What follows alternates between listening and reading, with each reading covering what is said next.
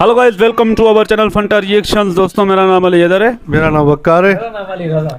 भाई साहब, सुधांशु त्रिवेदी जी की एक और वीडियो आ गई है। देखते हैं आज क्या होता है और आज क्या क्या हमें सीखने को मिलेगा इनकी बातों से। और इनका लहजा जो होता है बड़ा मस्त होता है, तो देखते हैं क्या चलो, ने अभी थोड़ी देर पहले बोला था कि हाँ, आपकी पार्टी हिंदू मुसलमान नहीं करती है। जैसे मैं मतलब जैसे हम हिंदुस्तान में कहाँ बोला था क्या?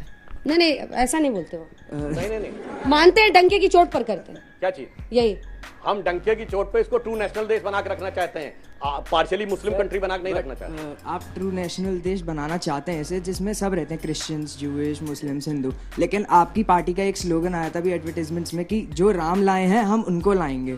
तो सर, ये तो सिर्फ आप एक पर्टिकुलर उसकी बात कर रहे हैं ना। आपने अल्लामा इकबाल का शेर नहीं सुना है? राम के वजूद पे हिंदुस्तान को नाज अहले नजर समझती है, उनको इमाम हिंद। अल्लामा इकबाल का क्यों नहीं शेर देखते भाई? राम जी की। अब ये बताइए, सुनिए, और सासों की अभी ये आप चक्कर खा के जाएंगे वापस। सुनिए, सूफी नज्म है जो निजामी ब्रदर्स गाते हैं। सासों की माला पर फेरूं मैं पी का नाम, अपने मन की मैं जानूं और पी के मन की राम। भाई, इसको आप जोड़ना नहीं चाहते तो उसके लिए हम क्या करें? क्या बात है सर, क्या बात है सर, क्या बात है, ये बात है। अरे सर, क्या बात है। मैं बात कर रही हूँ राष्ट्रपति जी ने जो कहा, क्या ये देश ऐसे आका जाएगा कि गुजरात का नमक खा रहे हैं, पंजाब का गेहूं खा रहे हैं, बंगाल का चावल खा रहे हैं, फले का धान खा रहे हैं, कहाँ की दालें खा रहे हैं? अरे ये एक देश है और ऐसा होता है देश में। पंजाब के बारे में कहा जाता है कि उसका गेहूं खाते हैं, पश्चिम बंगाल का चावल खाते हैं, कहा जाता है। अंजना जी, बात गुजरात चुपता है कांग्रेस पार्टी। बिल्कुल नहीं चुपता। आप विषयांतर कर रहे हैं, इसलिए विषयांतर कर रही हैं। मुझे नहीं लगता कि राष्ट्रपति के महिमा मंडल आप उदित राज को सही ठहरा रहे हैं? नहीं, बिल्कुल भी नहीं। आप उदित राज को सही ठहरा रहे हैं? उदित राज जी ने, मैंने अभी पढ़ा आने से पहले, उन्होंने कहा ये मेरा निजी क्या बयान डिबेट हो रही है? है और ये कांग्रेस का बयान नहीं है। क्रॉस एग्जामिनेशन वाले सेक्शन में पहुंचते हैं और मुझे लगता है कि कांग्रेस का ऑफिशियल प्रवक्ता कहता है उसका पर्सनल बयान है। कांग्रेस का कैबिनेट मंत्री कहता है शशि थरूर उसका पर्सनल बयान है। कांग्रेस का जनरल सेक्रेटरी कहता है जाकिर नायक शांति का मसीहा था, ये पर्सनल बयान है। कांग्रेस की सरकार कहती है कि हाफिज सईद ने 26/11 कराया और दिग्विजय सिंह बतौर जनरल सेक्रेटरी कहते हैं कि ये आरएसएस ने कराया, पर्सनल बयान है। और पर्सनल तो इनका जानते हैं कितना मजेदार हो चुका है। Sushil Kumar Shinde, home minister of India, in the capacity of home minister, 13 January 2013 Jaipur literary festival, RSS वाले आतंकवादी अड्डे चला रहे हैं।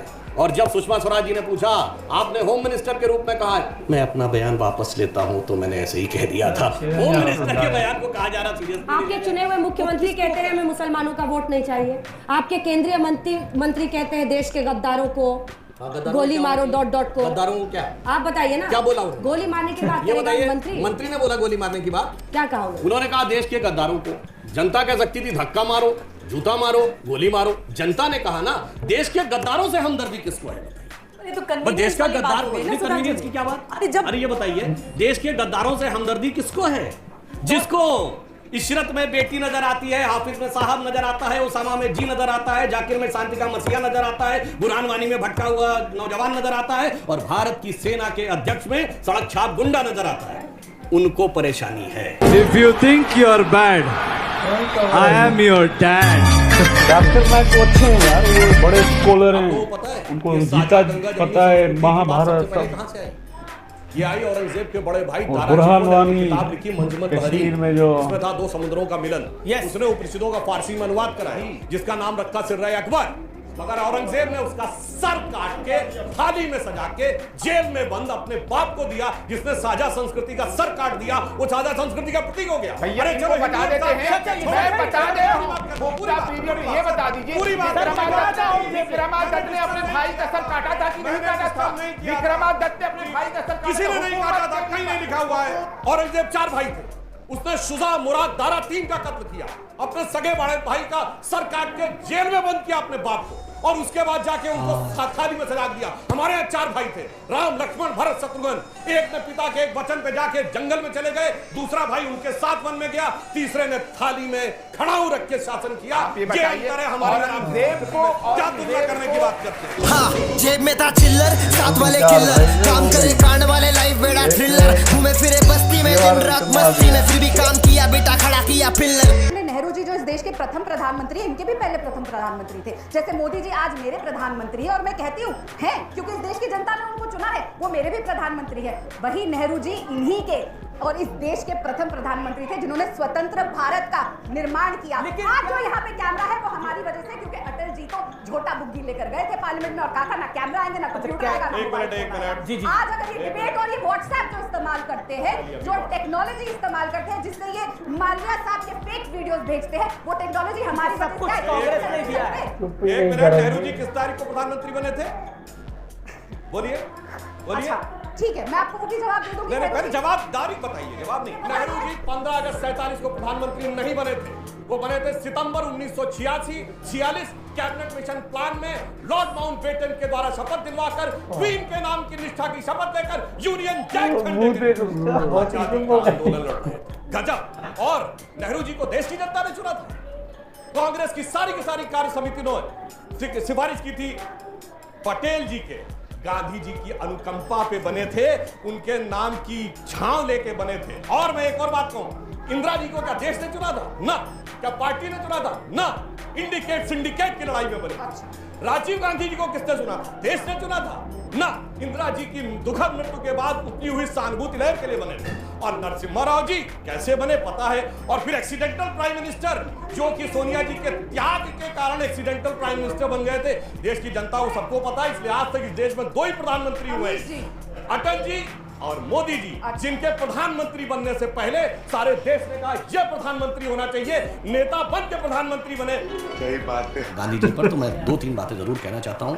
महात्मा गांधी जी की हत्या 30 जनवरी 1948 को हुई। उससे पहले 13 दिन पहले भी अटेम्प्ट हुआ था। मदन लाल पहलवा गिरफ्तार हुआ था, उसने नाथूराम गोडसे का नाम लिया था।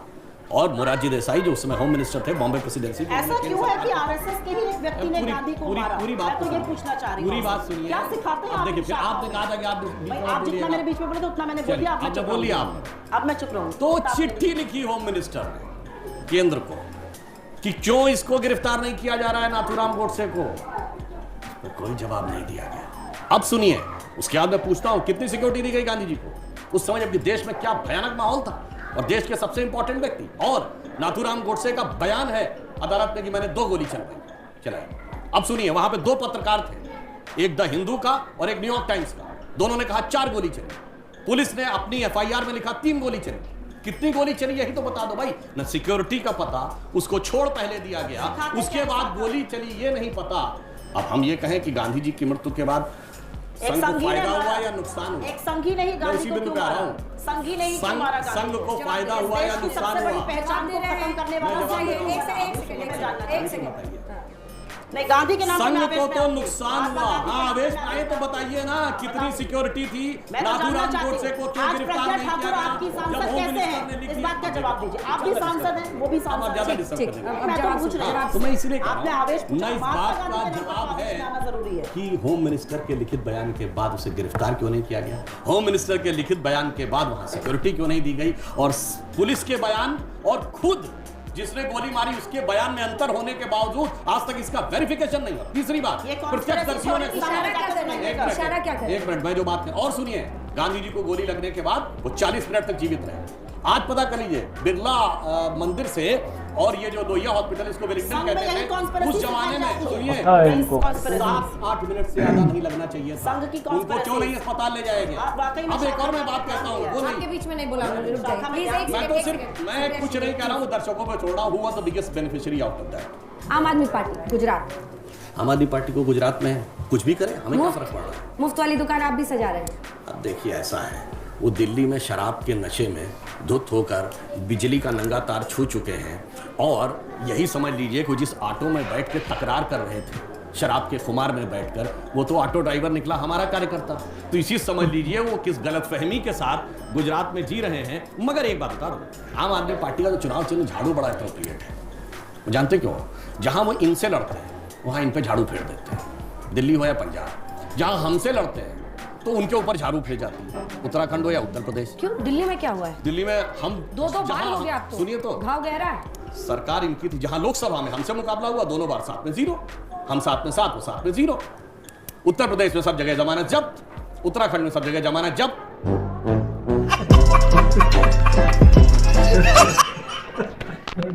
बड़े बंदे कमाल के, इतनी नॉलेज है इनको, सबको एक्सपोज कर दिया। जिस तरह ये बातें कर रहे थे कांग्रेस के, और एक बंदे ने सवाल भी किया कि आपकी पार्टी तो हिंदू मुस्लिम पर सियासत करती है। तो उन्होंने बोल दिया कि भाई सियासत इस तरह नहीं कि हम किसी को पर्सनली नहीं लेते, जो गद्दार होता है देश का और जो श्री राम जी के बारे में ऐसा बोलता है तो हम उसके ख़िलाफ़ हैं। बाकी एक और नई बात आज मुझे पता चली कि अल्लामा इकबाल ने एक शेर बोला था श्री राम जी के लिए, थोड़ा समझ नहीं आया पर इतना हमें पता चल गया कि यार श्री राम जी के लिए भी एक शेर है। तो हम वो भी अगर वीडियो हो तो हम ज़रूर देखेंगे। मज़ा आ गया भाई यार सुधांशु त्रिवेदी जी का ये जो भी इनकी डिबेट थी उनको देखकर। भाई जैसा भी वो बोलता है ना भाई, तीर चलाता है, अगले का बोलती है ना वो बंद कर देता है। एक मौलवी साहब भी था, उसको भी बोला औरंगजेब के 4 भाई थे, उन्होंने तीनों भाइयों को ही मरवा दिया और अपने बाप को जेल में बंद करा दिया। उसने बोला नहीं ऐसा नहीं है। तो फिर राम जी के भी बोला 4 भाई थे, एक जंगल में गया, एक राम जी के साथ एक यात्रा पर गया। देखो ना इस भाई साहब की जो भी वीडियो बोलता है सीधा सीधा भाई मुंह पर ही बोलता है, जो भी इसके सामने आया लपेटे में। योगी जी की तरह, योगी जी मिट्टी में मिलाता है, ये सीधा उसको चुप करवा देता है, अगली मर्तबा वो बात ही नहीं कर पाता है। मुझे बहुत अच्छा लगा इसको, भाई को देखकर मुझे इतना पता चल गया ये सारी इसकी दिमाग में बड़ा दिमाग है इसके पास, बड़ी हिस्ट्री इसके पास थी। और वो गांधी जी के बारे में मुझे पहली बार पता चला कि उसका मर्डर हो गया और वो 40 मिनट तक जिंदा था।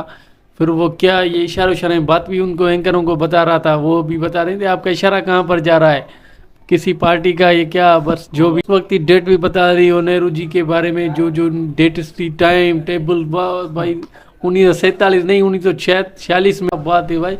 इतना ज़्यादा दिमाग इस दौर में भाई बड़ी बात है यार। मैं तो मान गया इस भाई को, क्या सोएगा इसका भाई बात करने का। बिल्कुल ये बड़ी बात है, डीप जो बातें होती हैं इनकी, और इनकी और भी वीडियो होगी हम ज़रूर देखेंगे। और मज़ा आ गया आज की वीडियो देखकर, उम्मीद करते हैं आपको भी अच्छी लगी होगी। तो प्लीज़ इसको लाइक शेयर और सब्सक्राइब करें।